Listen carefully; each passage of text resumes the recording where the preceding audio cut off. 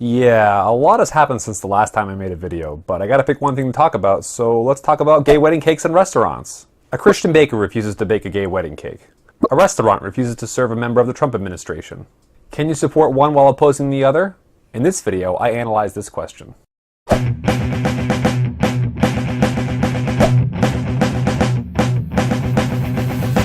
A few weeks ago, many on the right were celebrating the SCOTUS decision in favor of the Masterpiece Cake Shop. Many of these same people savaged the owner of a Red Hen, who refused to serve Sarah Huckabee-Sanders, the press secretary for the Trump White House. Likewise, many on the left were upset with the SCOTUS decision. Many of these same people had a politigasm when Red Hen threw out Sarah Huckabee-Sanders. Maxine Waters even called for increased intimidation of Trump administration officials in public places and private businesses.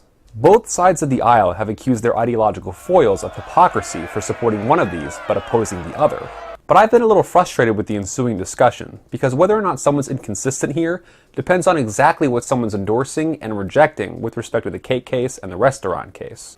Distinctions incoming. There are at least 4 issues at play here. First, do private businesses have the constitutional right, that is, the legal freedom, to refuse service to particular groups of people for particular reasons? Second, do private businesses have a negative moral right not to be forced to provide certain kinds of services to particular kinds of people? Third, is it morally okay to refuse certain kinds of services to certain kinds of people? And finally, fourth, is it prudent to refuse certain kinds of services to certain types of people? Baking a custom wedding cake and serving dinner are 2 different types of service, and refusing service on religious grounds is different than refusing service on political grounds. These differences between the incidents could make a difference with respect to one of these 4 issues, but not with respect to the other issues. Whether someone's inconsistent here depends on 2 things. First, is the person talking about the same issue with respect to these 2 incidents? That is, legal freedoms, moral rightness, or the prudence of refusing service? And second, do the differences between these incidents justify a different verdict with respect to one of the issues at stake here? So, for example, someone could celebrate the SCOTUS decision in favor of the Masterpiece Cake Shop,